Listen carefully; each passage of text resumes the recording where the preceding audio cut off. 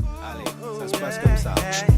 Dieu tout-puissant, quand mon cœur Donc le titre de mon message cet après-midi, c'est la présence de deux natures dans l'homme.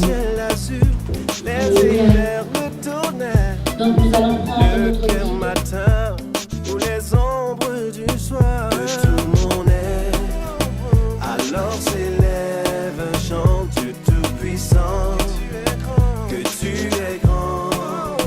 De tout mon être, alors s'élève un chant. Dieu tout-puissant.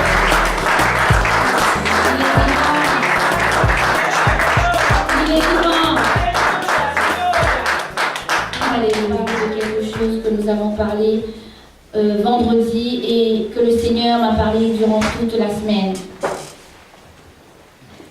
Donc le titre de mon message cet après-midi, c'est la présence de deux natures dans l'homme. Alléluia. Donc nous allons prendre notre Bible dans le psaume 51 et nous allons vraiment laisser que le Saint-Esprit nous conduise.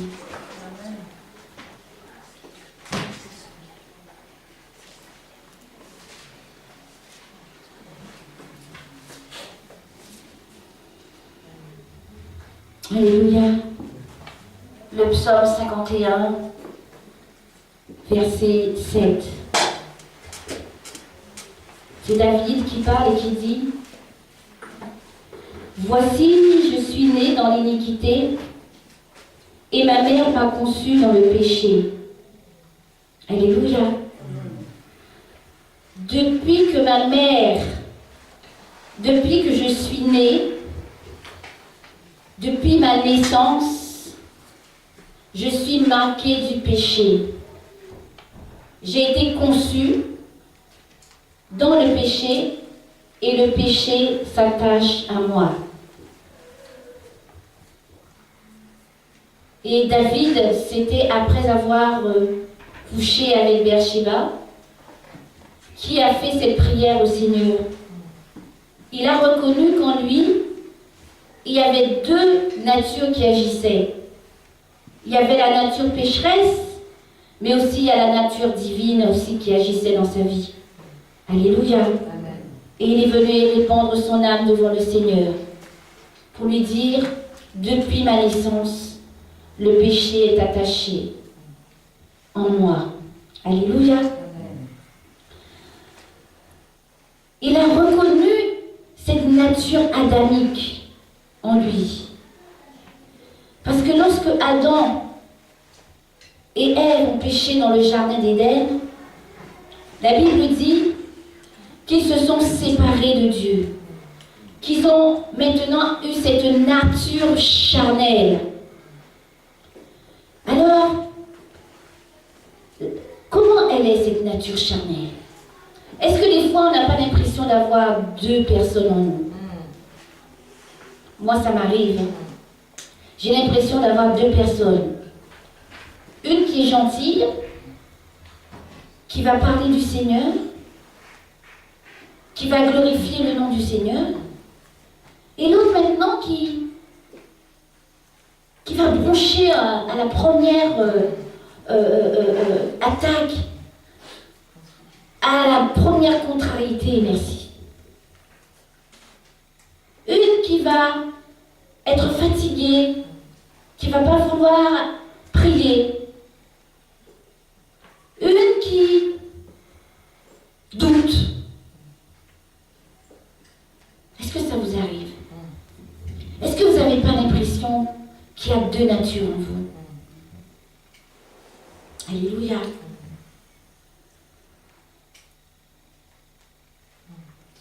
Paul dit que c'est dans Romains 6 au verset 6, Paul l'appelle le vieil homme.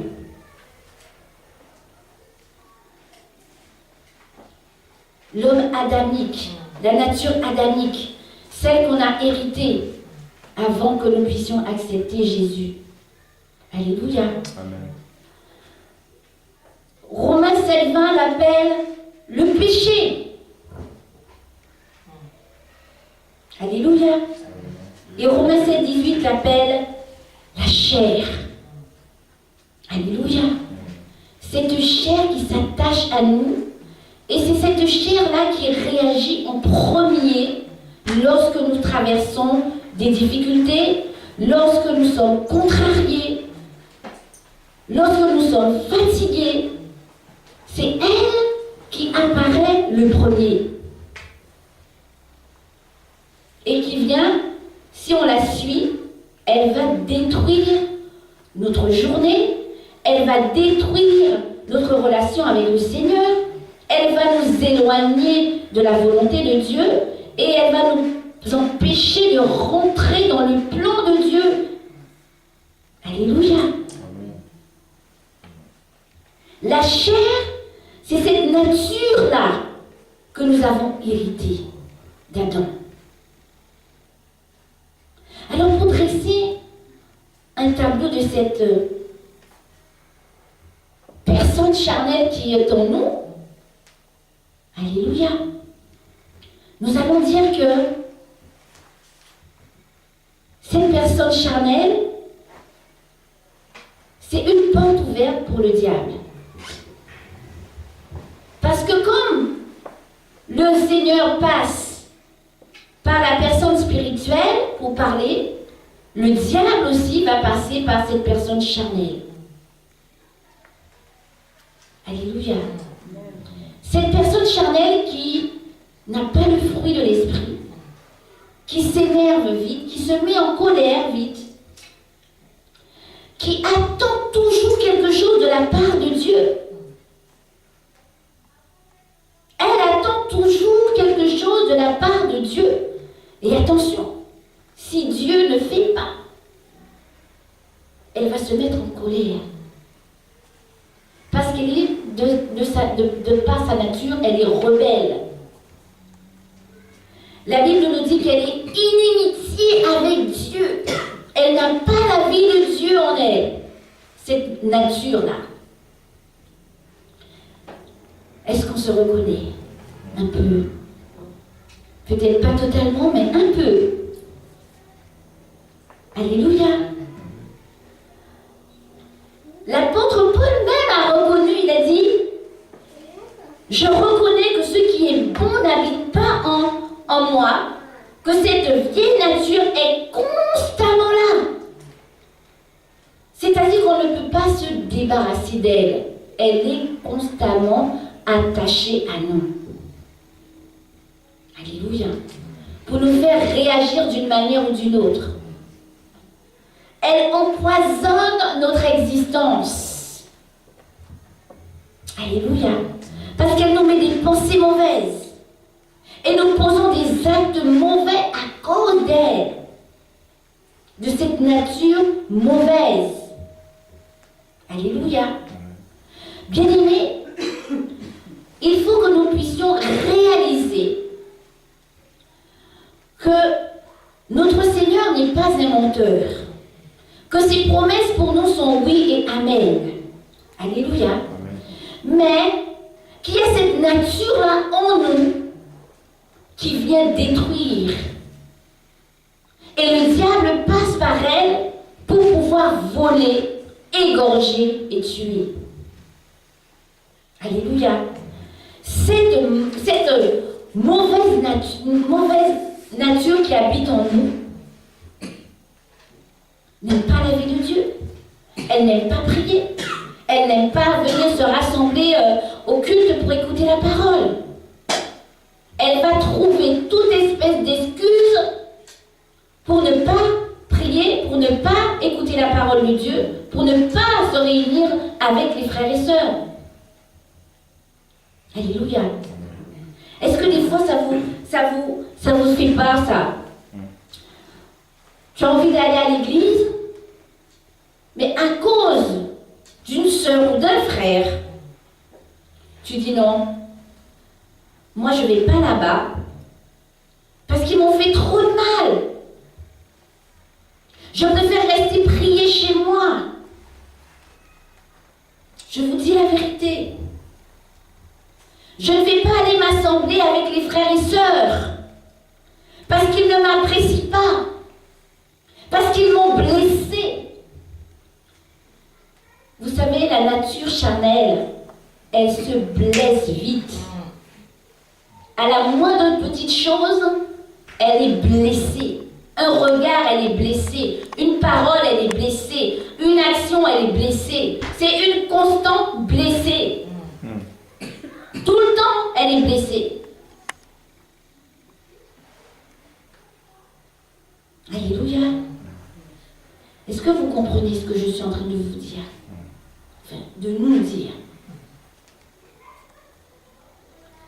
La nature charnelle est constamment blessée, ce qui fait qu'elle empoisonne notre vie.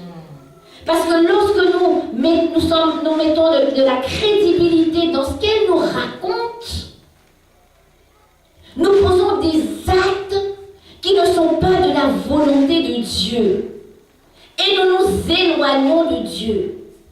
Alléluia.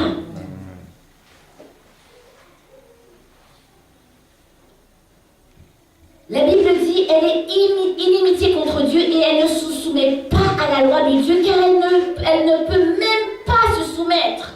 Même pas. Elle est incapable. L'homme charnel accomplit la volonté de la vieille nature. Alléluia. L'homme charnel accomplit la volonté de la vieille nature. C'est-à-dire que il y a des personnes qui ont accepté le Seigneur dans leur vie comme étant leur Seigneur et leur Sauveur. Mais ils ont, comme on dit, toujours un pied en dedans et un pied en dehors. Parce qu'ils n'ont toujours pas compris que leur identité n'est plus la même. Ils n'ont toujours pas compris qu'ils n'appartiennent pas au monde. Alors on va les voir, ils fument, ils boivent, ils parlent mal, ils critiquent. La liste est longue. Ils courtisent les femmes. Ils sont irrespectueux. C'est ça la mauvaise nature. Et ça, on trouve ça, malheureusement, dans l'Église. Alléluia. La vieille nature veut faire les choses par ses propres forces. Elle ne veut pas s'abandonner à Dieu, mais elle veut prendre le contrôle de sa vie. Elle veut aller où elle veut et elle veut faire ce qu'elle veut. Elle ne veut pas avoir de compte à rendre à personne. Et elle nous pourrit. Alléluia. Est-ce que je prends des exemples? La vieille nature, elle est tellement impatiente qu'elle n'est pas capable d'attendre que Dieu fasse quelque chose, que Dieu agisse. Parce qu'elle ne croit pas que Dieu peut faire. Elle ne croit pas que Dieu est tout-puissant. Alors elle va aller se mettre sous un joug étranger. Alors que la parole de Dieu nous dit de ne pas nous mettre sous un joug étranger. Mais on voit beaucoup de personnes dans l'église qui sont partis se mettre sous un joug étranger. Parce qu'ils n'ont pas, soi-disant, vu la main de Dieu dans tel ou tel domaine. Alléluia.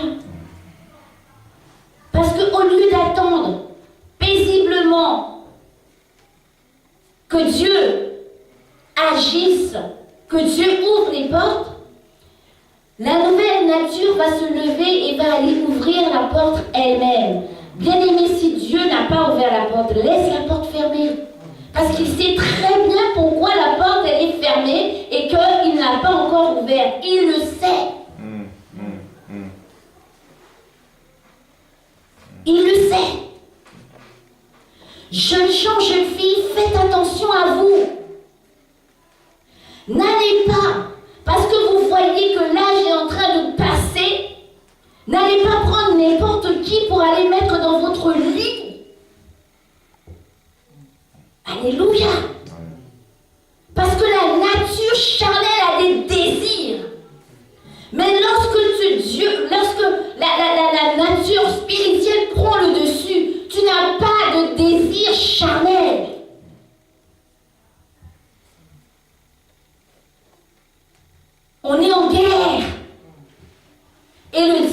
qu'il veut faire, c'est nous détruire. Il veut ramener le plus possible de monde avec lui en enfer. Il passe par la nature charnelle pour faire ces choses-là. Si tu rencontres un garçon ou si tu rencontres une fille, tu dois venir en parler afin qu'on puisse t'encadrer. Et bien souvent, vous savez, si vous avez rencontré quelqu'un et que la personne ne veut pas rencontrer ton pasteur, laisse tomber. Laisse tomber. C'est un loup. Et il y en a beaucoup, des loups. Ils ne sont pas seulement dans la nature, ils sont aussi dans la ville. Un lâcher de loups. Un lâcher de personnes spirituelles, soi-disant, mais qui n'ont aucune relation avec le Seigneur. Pour t'attraper, ils vont te faire croire qu'ils sont spirituels. Bien-aimés, faites attention. Mes jeunes enfants que j'aime, faites attention de ne pas écouter cette nature charnelle qui va nous emmener dans la perdition, qui va nous éloigner de Dieu. Alléluia. Amen. La chair, l'être charnel nous fait poser toute espèce d'actes qui ne donnent pas la vie. C'est-à-dire que la personne charnelle, elle sent tellement mauvais, elle sent la mort.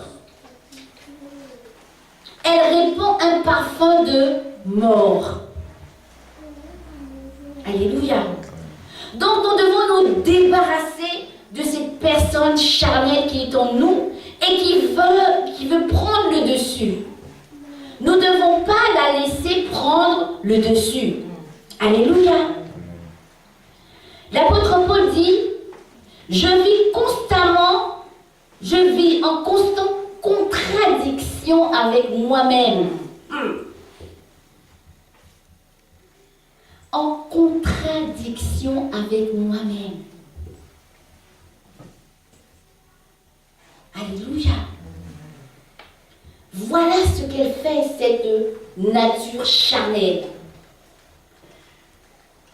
Nous avons la parole, le Seigneur nous a donné un mot d'ordre. Il nous a dit, cette année, c'est l'année de la conquête et de la victoire. La victoire, elle est là. Nos bénédictions sont là. Amen. Nous sommes prêts à la toucher. Amen. Mais je vous préviens, faites attention à la nature charnelle afin qu'elle ne vous éloigne pas de la bénédiction que Dieu a promis. Amen.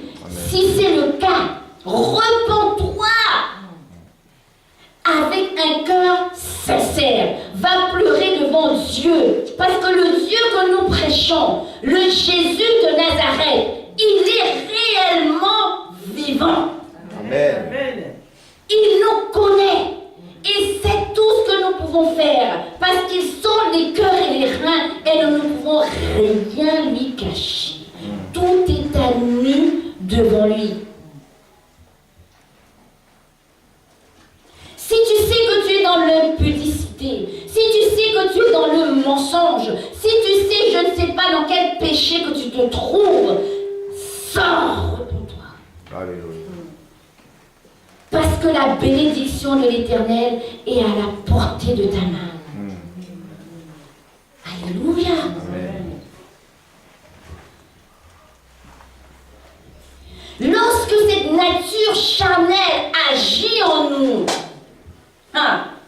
et que nous acceptons, elle vient pour éteindre la lumière qui est en toi. Elle vient attrister le Saint-Esprit. Elle vient éteindre la lumière. Panne de courant. Lorsque la nature charnelle vient prendre de la place dans ta vie, elle éteint la lumière que Dieu a mis en toi. Et maintenant, la bougie, elle représente quoi?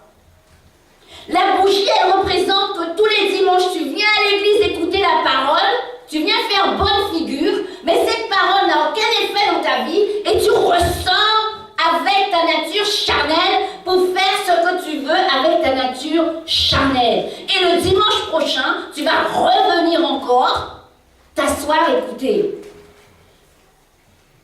Pour dire qu'on t'a vu à l'église. Mais ce n'est pas notre cas à la nouvelle génération. J'en suis convaincue. Ou je me trompe. C'est ça la bougie. C'est-à-dire que la bougie là, elle n'éclaire pas toute la pièce. Elle n'éclaire pas toute la pièce. Donc lorsque tu vas rencontrer Satan, tu vas croire même que c'est ton meilleur ami. Hein? Tu vas croire même que c'est ton meilleur ami. Parce qu'il va t'inviter. Viens, on va boire un verre. Tu vas dire oui, je viens. Un verre, 2 verres, 3 verres. Bonjour les gars. Hein? C'est pas ça, non? Viens, on va aller en boîte. Vous savez, aux Antilles, nous avons des histoires, ça doit être pareil aussi en Afrique, je pense. Des histoires sur des gens bizarres qu'on rencontre la nuit. Hein? Nous, on a la diablesse. La diablesse, c'est une espèce de femme qui a un corps de femme et des jambes de chèvre. Et si tu te promènes la nuit, c'est-à-dire qu'elle vient devant toi, une belle femme, très belle. Et elle va venir te séduire, elle va t'emmener en boîte, elle va danser avec toi toute la nuit, et puis au petit matin, elle va t'emmener à un endroit pour te tuer.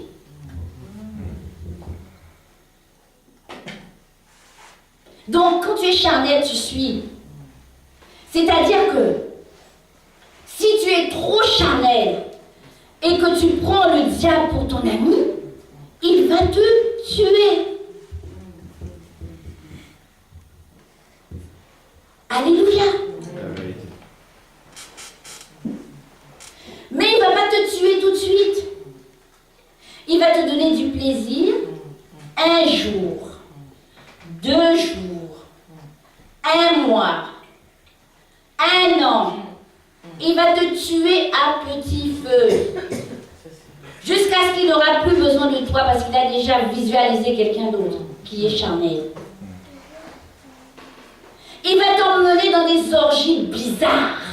Et il va te dire c'est normal. La tolérance. Bien-aimés, faisons attention à la nature charnelle.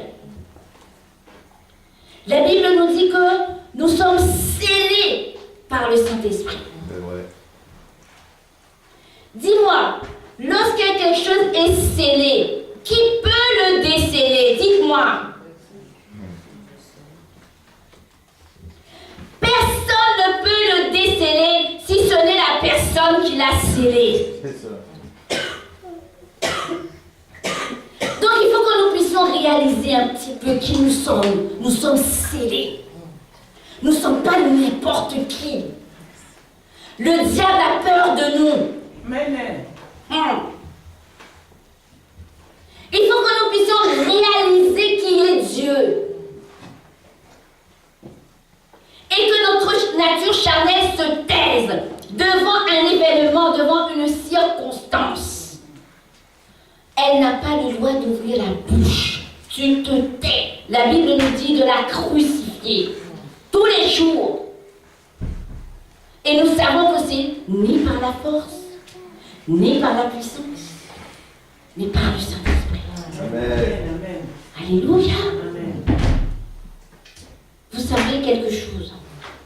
Il faut que nous puissions réaliser que le Saint-Esprit est avec nous tous les jours. Tous les jours, il est avec nous partout dans la maison, au travail, partout lorsqu'on dort. Il est là.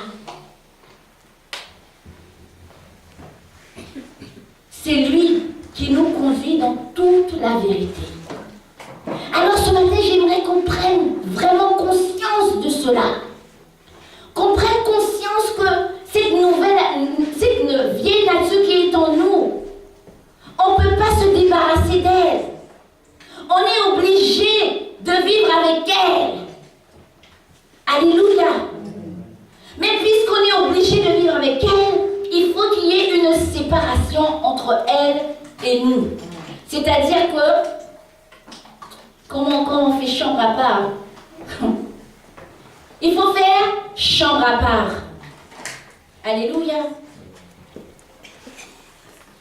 La vieille nature souille l'esprit, l'âme et le corps.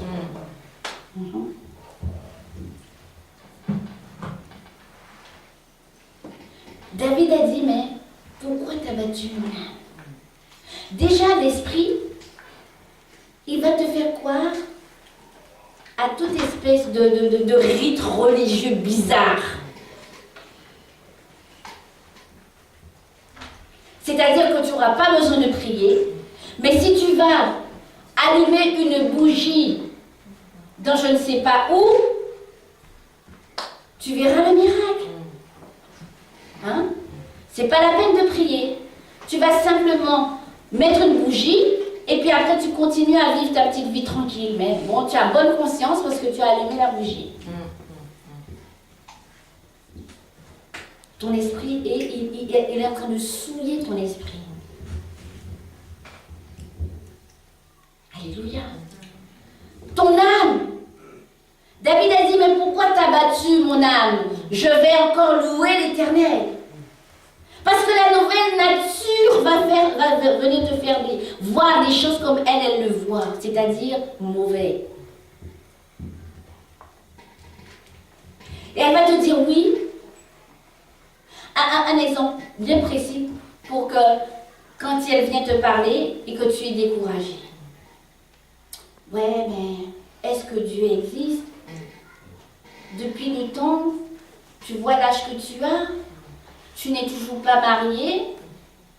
Regarde, depuis le temps que tu es en métropole, tu n'as toujours pas de papier. Regarde, quoi encore? Tes enfants, tu n'as toujours pas d'enfants. Tu n'as toujours pas de travail. Et là maintenant, ton âme va être abattue. Parce qu'elle va te mettre face à la réalité de ce que tu es en train de vivre tous les jours. Alléluia. Et maintenant, ton âme sera dans l'abattement. Mais gloire soit mon Dieu à Dieu. Gloire soit mon Dieu à Dieu. Lorsque nous gardons les yeux fixés sur celui qu'on appelle Jésus, ton âme ne sera plus jamais dans l'abattement, ton cœur sera dans la joie, parce que tu vas dire que même si mon Rédempteur se lèvera le dernier. Amen. Amen. Alléluia. Amen. Le Seigneur a dit à Caïn, le péché se couche à ta porte, mais toi, domine sur lui. Alors nous devons dominer sur la charnelle. Amen. Nous devons piétiner la charnelle. Nous devons détester la charnelle. Nous ne devons pas parler avec la charnelle. On doit bouder la charnelle. Amen. La charnelle, si elle te dit d'aller à gauche alors que le Seigneur t'a dit à droite, tu lui dis tais-toi. La charnelle, si elle te dit de critiquer quelqu'un, tu lui dis tais-toi. Vous savez quelque chose, surtout au travail. On critique vite. Parce que notre bouche, elle veut trop vite parler. Et lent à écouter le Saint-Esprit. Et c'est vite, on glisse vite dedans. Elle va commencer à te parler de quelqu'un. Au lieu de te taire, toi, tu réponds à la conversation.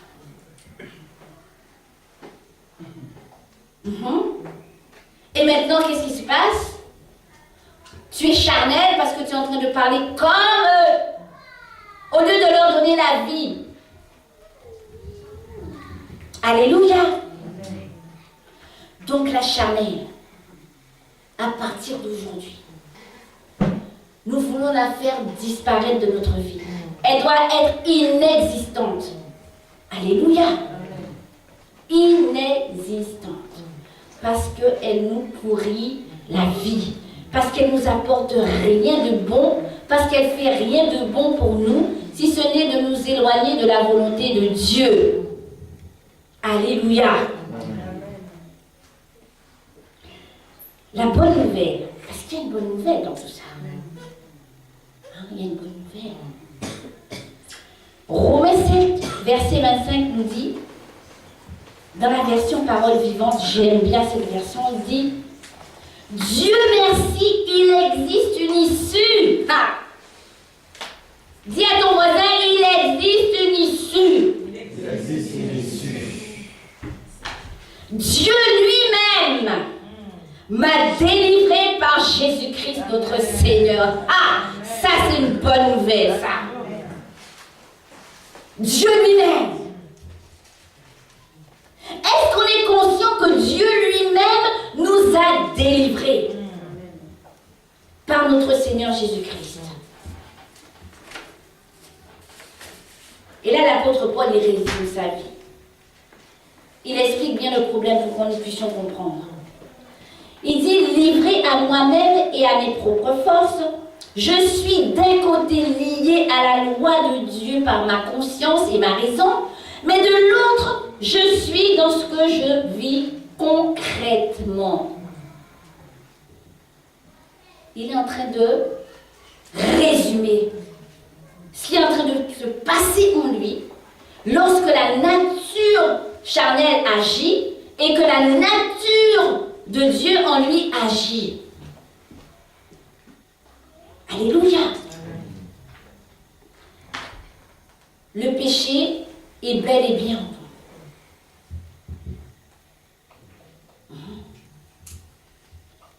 Mais un jour, le Seigneur Jésus est venu. Il s'est incarné. Il est venu sur la forme d'un homme pour clouer la chair.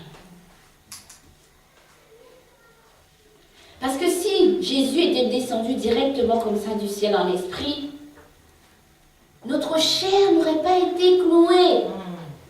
Parce qu'il ne faut pas oublier que lorsque le diable est venu tenter Adam et Ève, il a détruit l'homme, il a détruit la nature de l'homme. Et le Seigneur est venu clouer cette chair-là. Il est venu, son sang a coulé pour nous laver. Il nous a justifiés. Et la Bible dit maintenant, il n'y a plus de condamnation. Amen. Plus. Parce que Jésus a pris notre place. Et il s'est déclaré coupable pour nous. Alléluia. C'est-à-dire que, tel que je suis là, lorsque j'étais dans le monde, et que j'ai fait tout ce que j'ai fait, j'ai couché avec des hommes mariés, hein, j'ai volé, j'ai menti, j'ai fait plein de choses qui n'étaient pas agréables à Dieu. Moi là. Et qu'est-ce que Jésus a fait? Il a pris tout ce que j'ai fait là. Alléluia. Il l'a pris, il a dit que c'est moi le coupable, c'est pas elle. Alléluia. Non mais est-ce qu'on réalise cela? Tout ce que nous avons fait dans le monde. Non. C'est bien de venir à l'église, c'est bien d'écouter la parole, mes frères et sœurs. Mais il faut qu'un jour qu'on réalise qui il est vraiment Jésus. Il faut vraiment qu'un jour qu'on se dise, qu'on se pose, qu'on dise non là, je veux comprendre. Je veux comprendre. Il faut vraiment qu'un jour qu'on puisse se dire mais j'ai accepté cet homme-là dans ma vie, mais je veux savoir qui il est réellement. À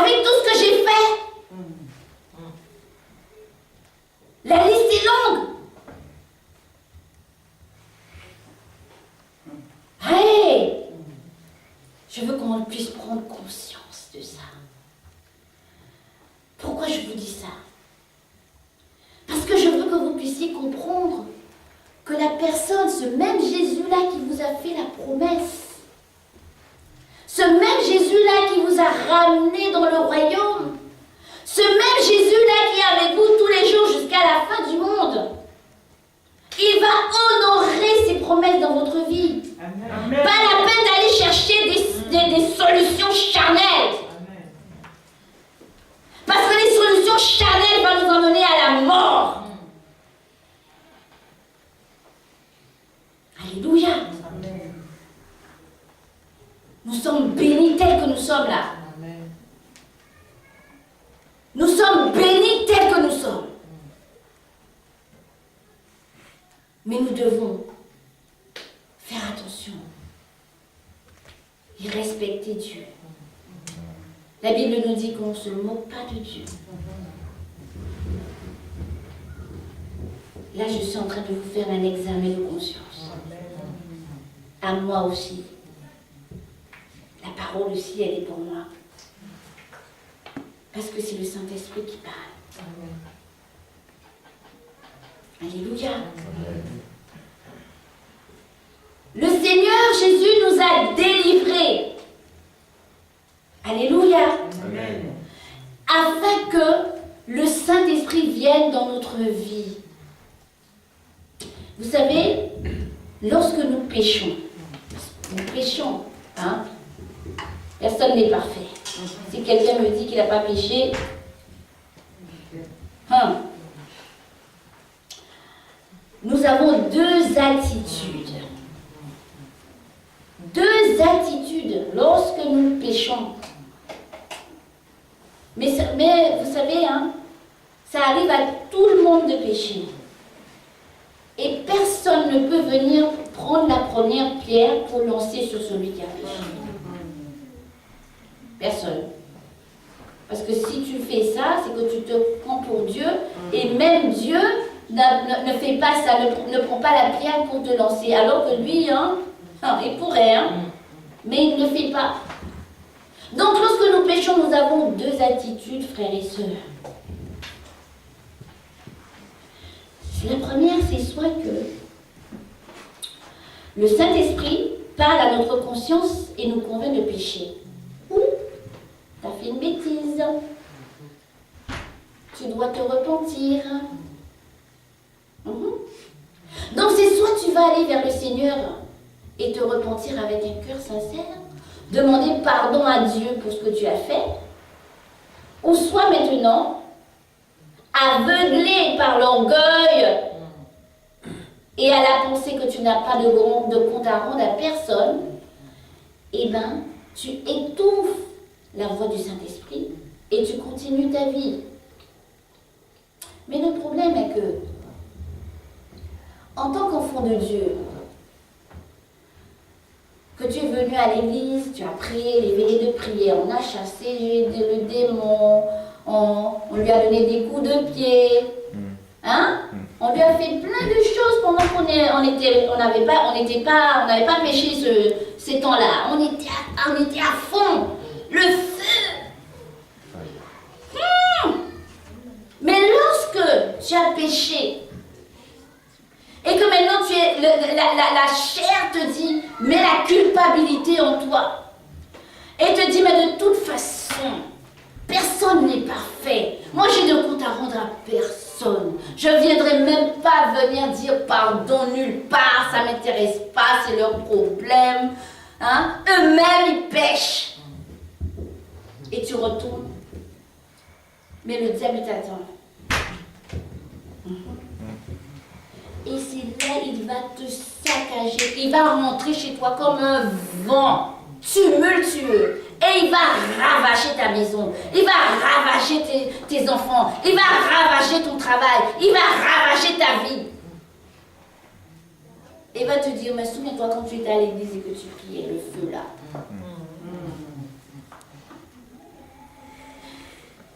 J'ai vu un témoignage d'un pasteur à Miami, qui est d'origine haïtienne et qui disait, il y avait un homme qui était dans l'église et il a été enlevé. Il a été enlevé par des gens et il est resté 3 jours, on le cherchait.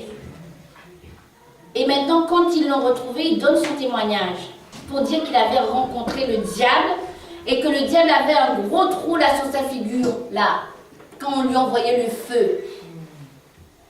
Donc tu envoies le feu au diable et tu crois que lorsque tu vas tomber dans son piège, il va te dire viens, on va faire la fête. Ah non, non. Hein. Il va commencer déjà, il va enlever ta couronne. Il va enlever ton vêtement. Et il va te lapider, il va te cracher dessus. Il va déféquer sur toi. Mais ça, on le dit, c'est dans l'esprit, mais c'est réellement ce qui se passe. Et il va te donner des gros coups de pied. Et il va te dire, allez, maintenant, tu chasses qui là? Alléluia. Nous devons entretenir notre homme spirituel. L'homme spirituel, l'être spirituel, la Bible nous dit en Éphésiens 4, 24, c'est une nouvelle créature. C'est une nature divine. C'est-à-dire, elle aime les choses de Dieu. Elle aime la louange. Elle aime le partage. Elle aime la parole. Elle aime le Seigneur. Elle est en constante communion avec le Seigneur. Si tu parles tout le temps avec Dieu, est-ce que tu as le temps de parler avec quelqu'un d'autre? Nous devons entretenir cela comme en hiver, les cheminées. Si tu ne mets pas du bois, le feu va s'éteindre et maintenant tu vas avoir froid. C'est ça le résultat. Donc maintenant, tu dois entretenir cette flamme-là en toi pour qu'elle soit toujours active. Et lorsqu'elle est toujours active, lorsque l'autre va arriver, tout de suite, l'esprit va réagir. Il va dire, non, Dieu m'a promis cela. Je crois qu'il est sincère, je crois qu'il est fidèle. Et il le fera. Quel que soit le temps que ça prendra. Vous savez, lorsque Daniel était dans la fosse au lion, est-ce qu'il s'est énervé? Non. Non mais attends, il m'a trop épaté. Il est resté calme avec des lions. Calme. Abed, Méchec et Abednego, lorsqu'ils étaient encore pire eux, le feu a été... Ils ont chauffé ça 7 fois. 7 fois. Moi j'ai vu des gens calcinés.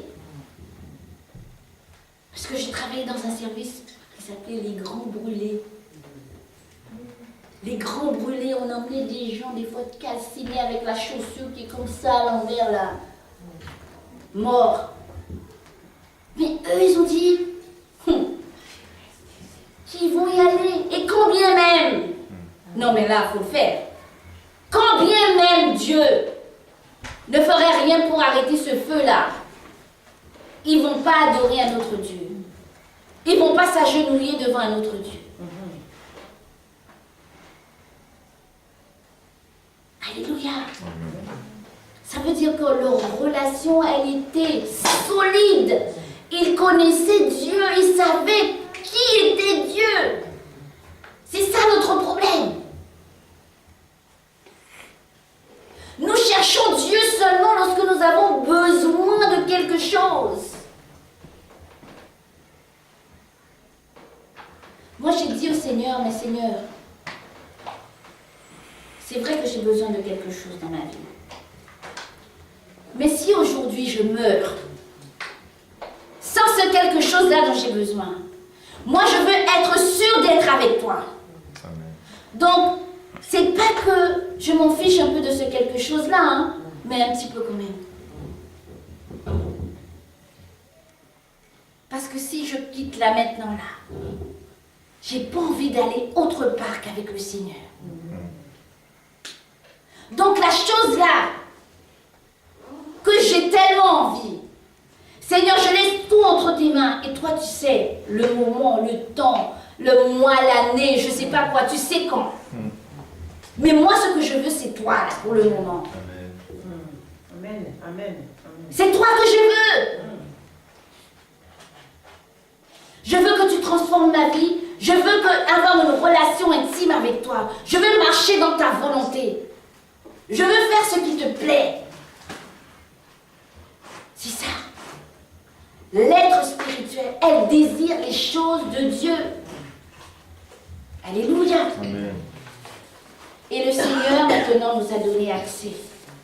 Au travers de la croix, la Bible nous dit que nous sommes nés de nouveau. Nous avons cette nouvelle nature en nous. Alléluia. Nous ne sommes pas nés de la chair, mais nous sommes nés de Dieu. Alléluia. Nous sommes nés de Dieu. Alléluia. Dis à ton frère, nous sommes nés de Dieu. Nous sommes nés de Dieu. Et pas n'importe quel Dieu. Hein. Le Dieu vivant. Le Dieu véritable. Le Dieu qui a vaincu la mort. Le Dieu qui dit la chose et la chose s'accomplit. Le Dieu qui tient toutes choses entre ses mains. Ce Dieu-là, il s'appelle Jésus.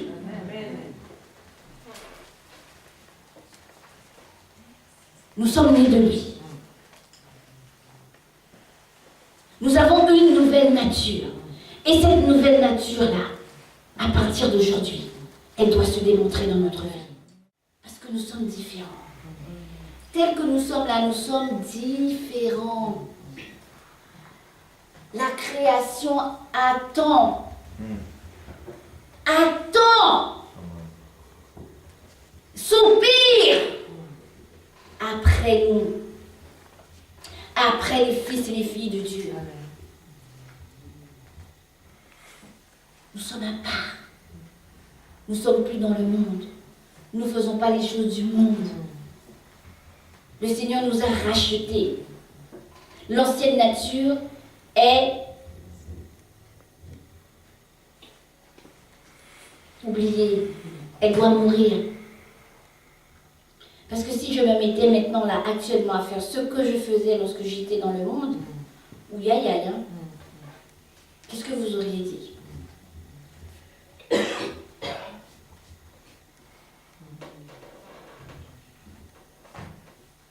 Hein? Moi, quand je vois ma vie, je me dis, Seigneur, merci de m'avoir retiré de là. Amen. Franchement, merci. Je dis, mais Seigneur, si j'étais resté dans le monde, mais j'ai même pas envie de savoir où je serais aujourd'hui. Mais à cause de moi, le Seigneur Jésus a fait honte à la honte, afin que moi, je puisse avoir la vie. Il m'a glorifié, il m'a justifié. Je dois lui faire honneur. Je dois honorer mon Dieu. Vous savez, ceux qui sont dans le monde, qui sont en train d'adorer des faux dieux, ils honorent leur Dieu. Un Dieu qui ne fait rien pour eux. Un Dieu qui les dépouille. Un Dieu qui les tue. Un Dieu qui ne les aime pas. Mais ils vénèrent. Ils sont capables de se lever à 5 heures du matin pour aller se prosterner.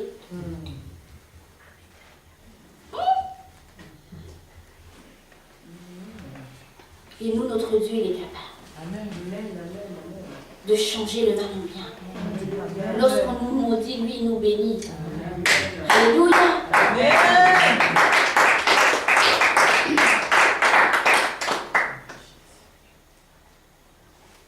On doit prendre conscience. Maintenant, il faut réaliser, non, on n'est plus là au lait, là. C'est fini le lait.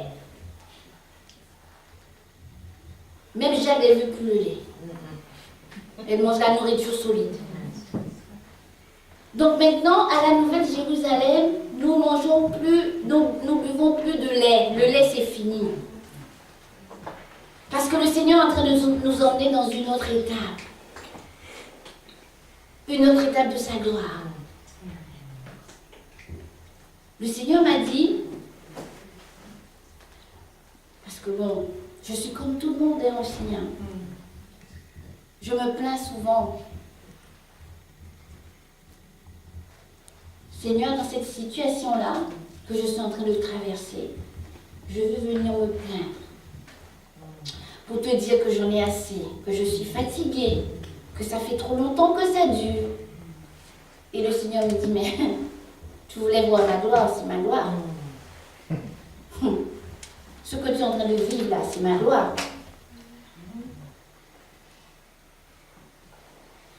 Et tout de suite, quand il m'a dit ça, j'ai vu Jésus de la manière dont il est venu au monde. Dans une crèche toute pourrie, là, avec les animaux, les bœufs, les vaches et je ne sais plus quoi d'autre. Le roi des rois, le seigneur des seigneurs. Elle n'est pas venue riche sur la terre.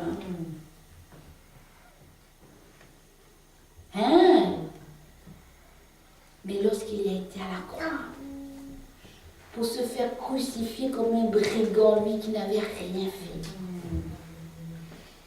c'était sa gloire. C'est cette gloire qui est en nous, cette gloire, parce que cette gloire nous a sauvés. Réalisons ça. Il s'est humilié. Donc ce que nous sommes en train de vivre là, comme on dit, c'est du gâteau. T'es pas marié, c'est du gâteau. Tu n'as pas de travail, c'est du gâteau. T'as pas de papier, c'est du gâteau. Il te manque quelque chose, c'est du gâteau. Le principal, c'est que tu aies le Seigneur Jésus dans ta vie. C'est ça le plus important. Amen. Tout le reste. Merci Seigneur. Parce que Dieu sait là où il t'emmène. Et il t'en donnera les choses en temps voulu, au temps convenable. Donc nous devons fixer nos yeux sur le Seigneur Jésus. Alléluia. Amen.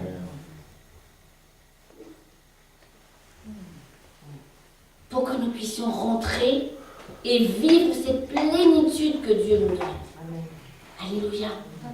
La plénitude de Dieu. Mes bien-aimés, je souhaite que cette parole du Seigneur aujourd'hui a pris une forme dans votre cœur. Et que maintenant vous avez réalisé que sans Dieu, nous ne pouvons rien faire. Parce que le Dieu que nous prions, ce n'est pas un Dieu qui ne parle pas, ce n'est pas un Dieu qui ne voit pas, ce n'est pas un Dieu qui ne marche pas. Ce n'est pas un Dieu qui ne nous connaît pas. La Bible dit qu'il nous sonde, il sonde nos cœurs et nos reins, il sait toutes choses. Alors aujourd'hui, j'aimerais qu'on puisse prendre une vraie décision avec le Seigneur. Lui dire, Seigneur, nous voulons te donner cette nature charnelle. Nous voulons la crucifier. Nous savons que ce n'est ni par la force ni par la puissance, mais nous voulons la crucifier. Et que nous voulons, Seigneur, ne plus étouffer la nature charnelle, la nature spirituelle. Nous voulons plus la laisser mourir de faim, c'est-à-dire de ta parole. Nous voulons l'entretenir, Seigneur. Par la prière, par la parole, par des hymnes, par des chants, par des louanges, par de l'adoration. Lorsque tu es chez toi, quel genre de musique que tu écoutes? Tu écoutes l'adoration ou tu écoutes je ne sais qui, là, qui est à la mode? Et moi, qu'on me parle de quelqu'un qui chante là, je ne sais même pas qui c'est. Mais c'est vrai, mais avant, je savais bien. J'écoutais ça à fond. Surtout là, le zouk, là. Ça, j'aimais ça. Hein. Je ne ratais pas un samedi. Mes frères et sœurs, je vous dis la vérité. Je sais là où Dieu m'a retiré. Amen. Et j'ai vraiment pas envie d'y retourner. Et je dis, Saint-Esprit, non, même si je n'ai pas envie de te suivre, tu me tires, tu m'obliges. Parce que je ne veux pas retourner. Même s'il y a cette nature-là en moi. D'ailleurs, je ne vois même pas comment, à quel moment elle peut se lever pour me dire un truc, d'aller en boîte ou d'aller à quel moment elle va se lever? À quel moment?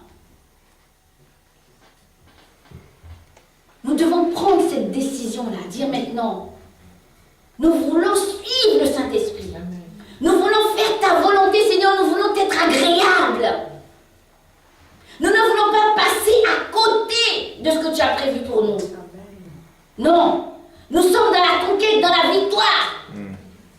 Cette victoire, nous devons la toucher, comme il a dit le pasteur la semaine dernière. Nous ne sommes plus dans l'espérance. Nous sommes en train de toucher. Nous sommes en train de palper. Alléluia. Amen. Alors nous allons nous lever, nous allons prier avec